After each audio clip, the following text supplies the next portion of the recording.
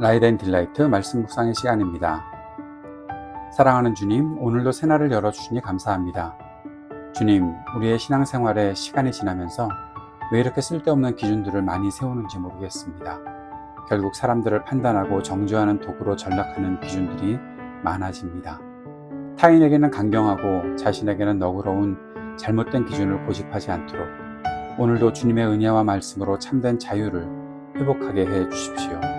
성령께서 말씀의 빛을 우리의 삶에 밝게 비추어 주십시오. 정직과 진실, 사랑과 긍휼의 마음을 충만히 허락해 주시기를 간구합니다. 예수님 이름으로 기도드립니다.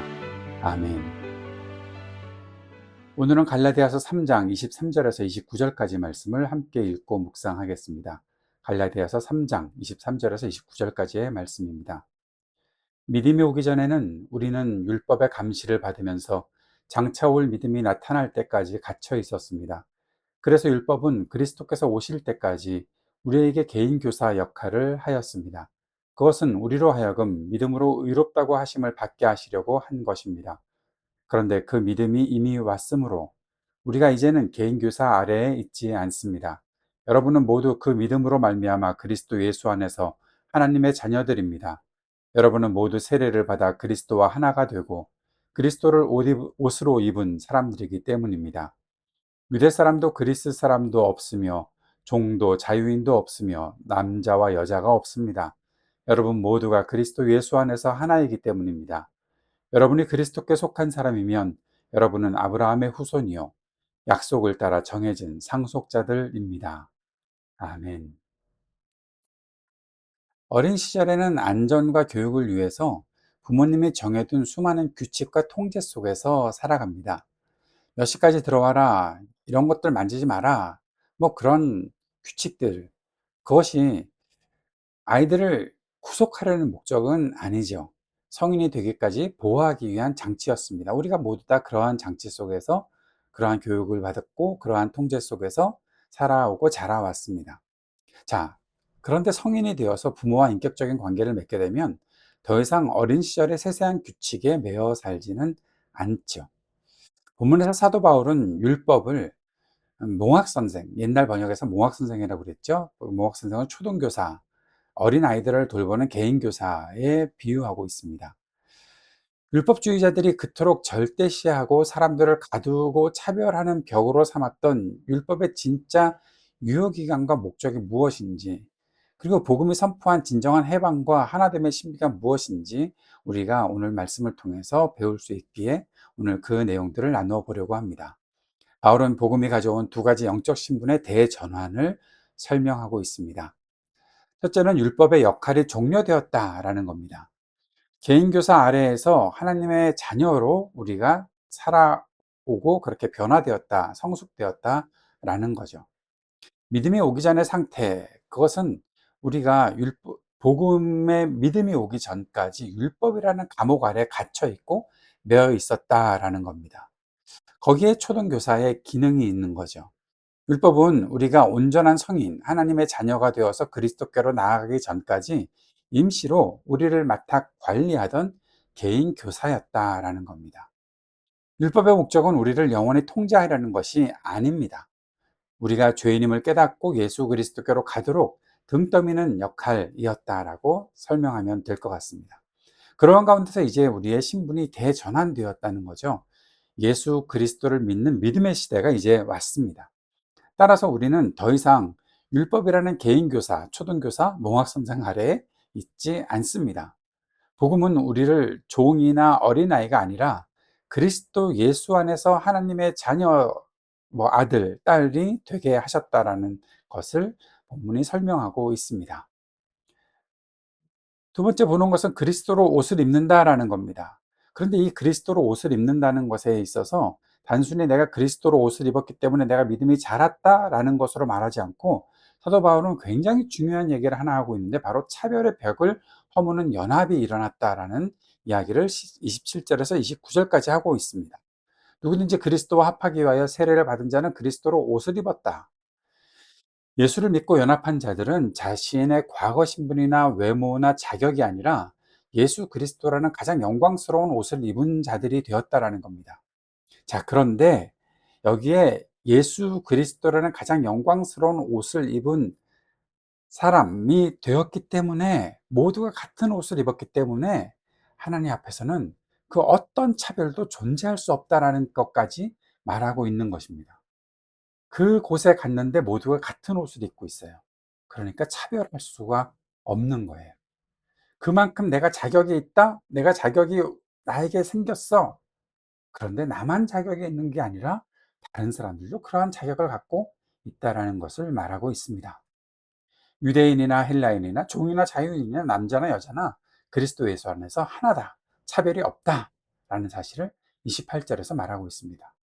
자, 당시 유대 율법주의자들은 할례와 정결 규례 등을 이용해서 사람들을 차별하는 거대한 장벽들을 세워 놓았다는 거죠.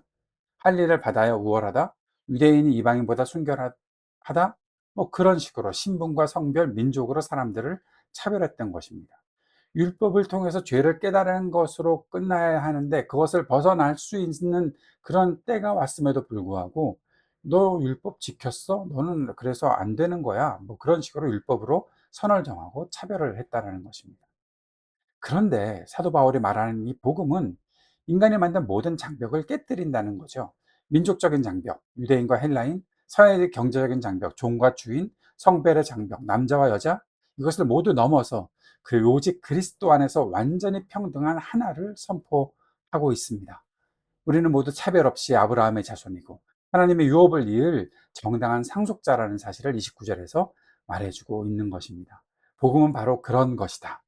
그것을 믿음을 통해서 우리가 받게 되었다라는 사실을 사도 바울은 선언하고 있는 것이죠. 오늘 본문을 적용해 봅시다. 먼저 개인적인 적용입니다. 자, 나는 아직도 개인 교사 아래서 떨고 있는가? 자녀의 자유를 누리는가? 한번 질문을 해 봅시다. 예수를 믿으면서도 여전히 이것 안 하면 벌 받겠지? 저거는 것 해야 복 받겠지? 라는 식의 두려움과 규칙에 매여 있다면 그것은 스스로를 다시 개인 교사 아래 두는 것이 되는 것입니다. 하나님은 우리에게 두려워하는 종의 영을 주지 않으셨습니다. 아바, 아버지라 부를 수 있는 자녀의 영을 주셨습니다. 나의 영적 상태는 하나님을 두려운 감시자로 느끼고 있습니까? 아니면 사랑이 많으신 아버지로 느끼고 있습니까? 오늘 우리에게 있는 율법의 강박을 내려놓고 그리스도로 옷 입은 자녀답게 하나님과의 친밀한 교제와 기쁨을 회복해 봅시다. 그 결과가 어떻게 나타날지 궁금하지 않으십니까? 공동체적으로 적용해 볼까요? 우리 공동체는 율법의 벽을 세우는 공동체입니까? 아니면 그리스도로 옷을 입는 공동체입니까? 율법주의의 가장 큰 피해는 사람 사이에 차별의 벽을 만드는 것입니다.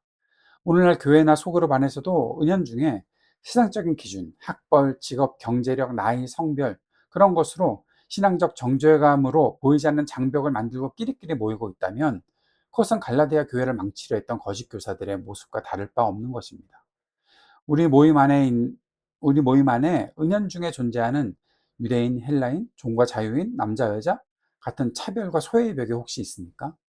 우리 모두가 그리스도 안에서 차별 없이 동등한 하나님의 자녀임을 인정하고 편견의 시선을 깨뜨리고 먼저 다가가서 환대할 지체는 누구인지 한번 생각해보고 나누어 봐야 하지 않겠습니까? 사회적으로 적용해 봅시다. 사회가 만드는 혐오와 차별의 벽을 허무는 그리스도인이 되는 것이 오늘 우리가 해야 될 일이 아니겠습니까? 우리가 살아가는 세상은 끊임없이 사람을 범주화하고 차별합니다. 뭐 이런 세대가 있고 저런 사람들이 있고 저기 다른 사람들이 있고 다 자꾸 범주화시키려고 합니다. 그래 놓고 차별하는 거죠. 너는 이래서 나와 달라. 너는 이래서 우리와 같이 있을 수가 없어. 뭐 그런 식으로 선을 만드는 것이 우리가 아닐까요? 그렇게 그룹을 만들어 놓는 것이 우리가 보여주는 모습이 아닐까요? 왜 그럴까요? 그렇게 하면 편하니까. 함께 하는 것보다 그렇게 나누어 놓는 것이 편하니까. 국적이나 인종에 따른 차별, 고용 형태, 정규직, 비정규직, 다 또 거기에 따른 차별, 젠더 갈등 등 수많은 벽을 만들어서 서로를 혐오하게 만들죠. 그리스도인은 세상에 만들어 놓은 이러한 차별의 시스템에 동조하지 말아야 하는 거 아닙니까? 그리스도 안에서 모든 인간이 하나님의 형상으로 존엄하고 평등함을 삶으로 보여주어야 하는 것 아니겠습니까? 내가 속한 직장이나 사회 속에서 은밀하게 자행되는 차별이나 배제의 현장이 어디인지 한번 살펴봅시다. 세상에 세운 장벽 너머에 있는 소외된 이웃, 이주민, 취약계층 등에게 복음이 지닌 평등과 사랑의 가치를 어떻게 구체적인 행동으로 공정한 대우를 하고 연대하고 나눔을 통해서 흘려보낼 수 있을지 우리가 고민해 봐야 할지 않을까 생각합니다. 주님은 우리를 율법이라는 개인 교사의 억압과 두려움 아래 내버려 두지 않으셨잖아요. 예수 그리스도를 믿는 믿음 안에서 영광스러운 하나님의 자녀로 삼아 주셨습니다. 이제 우리는 세상의 조건이나 자신의 행위가 아니라 예수 그리스도로 옷 입었음을 기억해야 합니다. 그리고 당당하고 자유할 수 있습니다. 우리가 그리스도 안에서 하나 되었음을 선포합시다. 우리 공동체와 세상 속에서 유대인, 헬라인, 종과 주인처럼 사람들을 편가르고 차별했던 모든 완악한 장벽들을 무너뜨립시다. 우리가 세상의 차별과 혐오 속에서 그리스도의 무조건적인 사랑과 환대를 온전히 실천하는 통로가 될 수 있기를 바랍니다.